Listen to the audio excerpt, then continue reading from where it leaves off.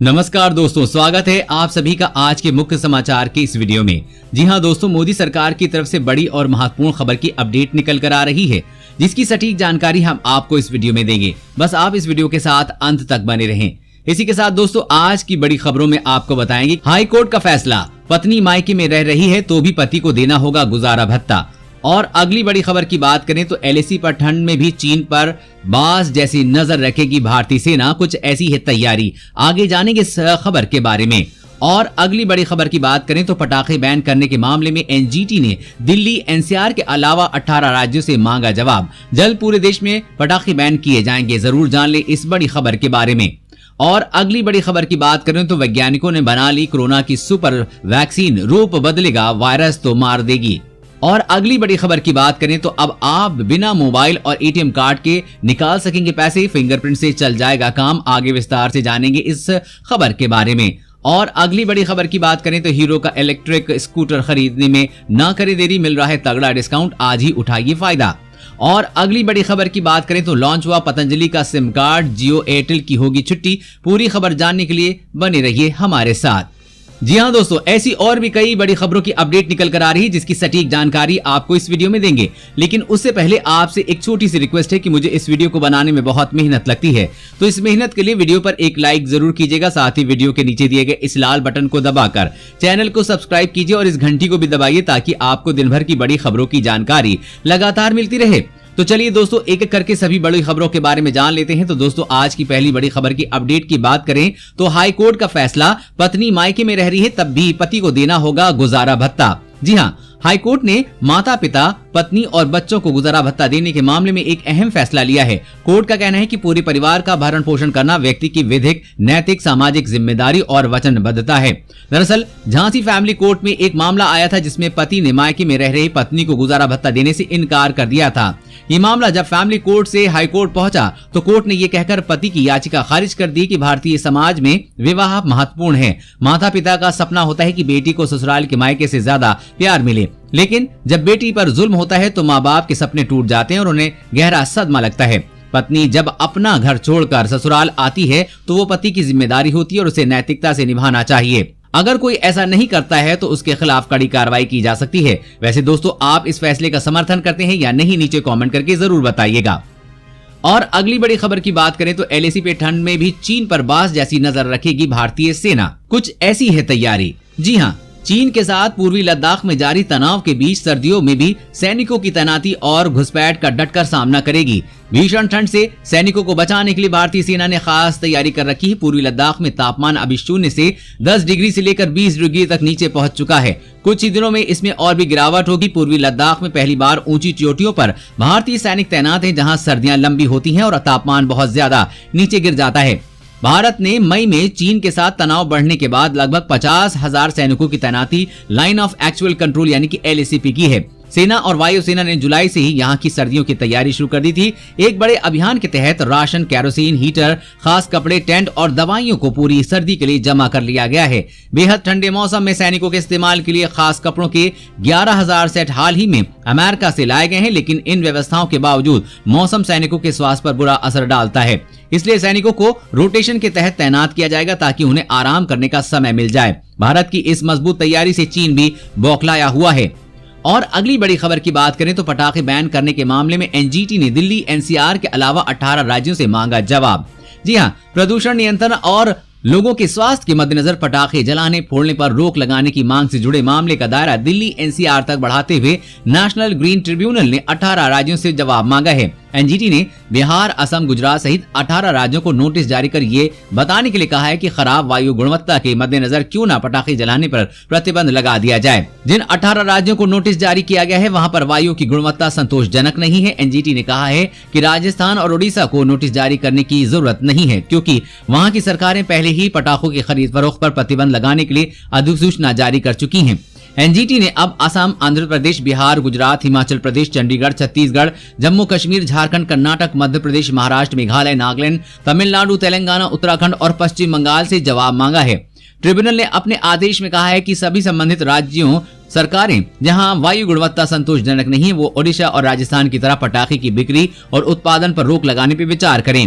पीट ने कहा कि इससे कोई शक नहीं है कि त्योहारों की सीजन में बड़े पैमाने पर पटाखे जलाए जाते हैं और इसमें निकलने वाले जहरीले रसायन की वजह से जन स्वास्थ्य खासकर बुजुर्गों व बच्चों की सांस संबंधी परेशानियों का सामना करना पड़ता है। इसीलिए एनजीटी चाहता है कि पूरे देश में पटाखों पर बैन लगे। वैसे दोस्तों, आपकी क्या राय है? देश भर में पटाखे बेचने और जलाने पर रोक लगनी चाहिए या नहीं? नीचे कमेंट करके जरूर बताइएगा। और अगली बड़ी खबर की बात करें तो वैज्ञानिकों ने बना ली है कोरोना की सुपर वैक्सीन। रूप बदलेगा वायरस तो भी मार देगी। जी हाँ, वैज्ञानिकों ने कोविड-19 के लिए ऐसी वैक्सीन बनाई है जो कई गुना ज्यादा एंटीबॉडीज पैदा करती है। इस वैक्सीन का जानवरों पर टेस्ट हुआ है और उसके नतीजे चौंकाने वाले आए हैं। रिसर्च में यूनिवर्सिटी ऑफ वॉशिंगटन के कुछ एक्सपर्ट भी शामिल हैं। नैनो पार्टिकल से बनी कोरोना की नई वैक्सीन चूहों में उन लोगों से कई गुना ज्यादा न्यूट्रलाइजिंग एंटीबॉडीज पैदा करने में सक्षम है जो कोरोना से रिकवर हो चुके हैं। एक स्टडी के मुताबिक चूहों में वैक्सीन की डोज 6 गुना कम करने पर भी 10 गुना ज्यादा न्यूट्रलाइजिंग एंटीबॉडीज जनरेट की है। इसके अलावा वैक्सीन ने शक्तिशाली बी सेल इम्यून रिस्पॉन्स भी दिखाया है। इसमें वैक्सीन के लंबे समय तक असरदार होने की उम्मीद को बल मिला है, यानी कि दुनिया में अब तक की सबसे सुरक्षित वैक्सीन जल्द ही आने वाली है। और अगली बड़ी खबर की बात करें तो पिनाका रॉकेट सिस्टम के नए वर्जन का भारत ने किया सफल परीक्षण। सीमा पर चीन को मिलेगा करारा जवाब। जी हाँ, एलएसी पे चीन के साथ तनातनी के बीच भारत लगातार अपनी मिसाइलें और रॉकेटों का परीक्षण कर रहा है। पिछले 2 महीने के अंदर ऐसी कई सफल परीक्षण किए जा चुके हैं। अब भारत ने पिनाका रॉकेट सिस्टम के उन्नत संस्करण का बुधवार को सफलतापूर्वक परीक्षण किया है। इस सिस्टम को defence research and development organisation यानी कि डीआरडीओ ने स्वदेशी रूप से तैयार किया है। इसका परीक्षण ओडिशा तट पर चांदीपुर में इंटीग्रेटेड टेस्ट रेंज से किया गया है। डीआरडीओ ने पिछले साल MK2 पिनाका रॉकेट सिस्टम का परीक्षण किया था, जिसका रेंज 70-90 किलोमीटर के बीच है।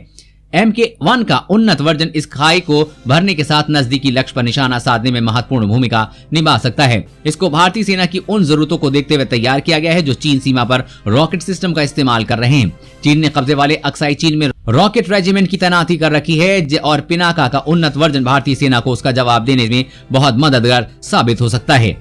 और अगली बड़ी खबर की बात करें तो अब आप बिना मोबाइल और एटीएम कार्ड के निकाल सकेंगे पैसे। फिंगरप्रिंट से चल जाएगा आपका काम। जी हाँ, भारत में कई बैंक बिना एटीएम डेबिट कार्ड का इस्तेमाल की एटीएम मशीन से पैसे निकालने की सुविधा दे रहे हैं। हालांकि इसके लिए मोबाइल नंबर और पिन की जरूरत होती है, लेकिन जरा सोचिए कि एटीएम कार्ड और मोबाइल के मदद के बिना पैसे निकालने लगे तो कैसा होगा। जी हाँ, डीसीबी बैंक इस सुविधा की शुरुआत कर चुका है। बैंक ने देश का पहला आधार बेस्ड एटीएम मुंबई में लगाया है। इस सिस्टम के अंतर्गत बैंक अकाउंट होल्डर की पहचान उसके फिंगरप्रिंट, रेटिना स्कैन आदि के जरिए की जाती है। फिलहाल डीसीबी बैंक अपने एटीएम मशीन पर फिंगरप्रिंट ऑथेंटिकेशन की सुविधा दे रहा है। अगर आप भी अगली बार एटीएम जाएं और कार्ड ले जाना भूल जाएं तो परेशान होने की जरूरत नहीं है, क्योंकि तेजी से बदलते टेक्नोलॉजी ने इसे संभव बनाया है। भारत में निजी क्षेत्र के डेवलपमेंट क्रेडिट बैंक के एटीएम में ये सुविधा मौजूद है। दरअसल डीसीबी बैंक के एटीएम में आधार बेस्ड ऑथेंटिकेशन की सुविधा मौजूद है, जिसकी वजह से बिना एटीएम कार्ड से बैंक का कोई भी कस्टमर पैसे निकाल सकता है। धीरे धीरे अन्य बैंकों में भी इस प्रकार की सुविधा शुरू की जाएगी।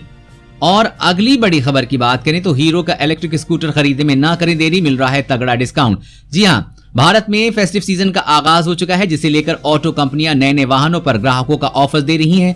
कंपनियों का मकसद किसी तरह बिक्री को बढ़ाकर आर्थिक हालात को मजबूत करना है। बड़ी ऑटो कंपनीज में शुमार हीरो भी दिवाली से ठीक पहले इलेक्ट्रिक स्कूटर पर नए नए ऑफर्स दे रही है। अगर आप इस दिवाली नया इलेक्ट्रिक स्कूटर लेने का मन बना रहे हैं तो ये आपके लिए एक अच्छा मौका हो सकता है। कंपनी अपनी लेड एसिड मॉडल पर 3,000 रुपए और लिथियम आयल मॉडल पर 5,000 रुपए तक के फ्लैट डिस्काउंट ऑफर कर रहे हैं। रेफरल स्कीम के तहत हीरो इलेक्ट्रिक स्कूटर खरीदने वालों को 1,000 रुपए का अतिरिक्त डिस्काउंट भी ऑफर किया जाएगा।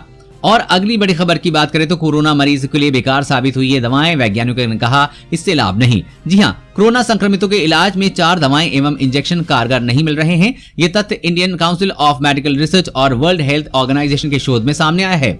अब ICMR के वैज्ञानिकों ने लोगों को आगाह किया है कि इन दवाओं का इस्तेमाल न करें। इन दवाओं में हाइड्रोक्लोरोक्वीन, इंटरफेरॉन, रेमडेसिविर और रिटोम्यून शामिल हैं। जानकारी के मुताबिक गोरखपुर के BRD मेडिकल कॉलेज से लेकर निजी अस्पतालों में इन चारों दवाइयों का इस्तेमाल कोरोना संक्रमितों पर खूब किया गया है। सबसे अधिक रेमडेसिविर इंजेक्शन का इस्तेमाल हुआ है। एक मरीज को इंजेक्शन के 6 डोज लगाए गए हैं। इसके अलावा शुरुआती चरण में हाइड्रोक्लोरोक्वीन का भी इस्तेमाल लोगों ने खूब किया है। इस दवा की कालाबाजारी रोकने के लिए शासन को निर्देश तक जारी करने पड़े थे। इंटरफेरॉन की भी डिमांड खूब रही है, लेकिन ICMR और WHO के शोध में सामने आया है कि ये चारों दवाएं कोरोना संक्रमित मरीजों के लिए कारगर नहीं। इनका इस्तेमाल कोरोना मरीजों पर तुरंत रोक दिया जाए।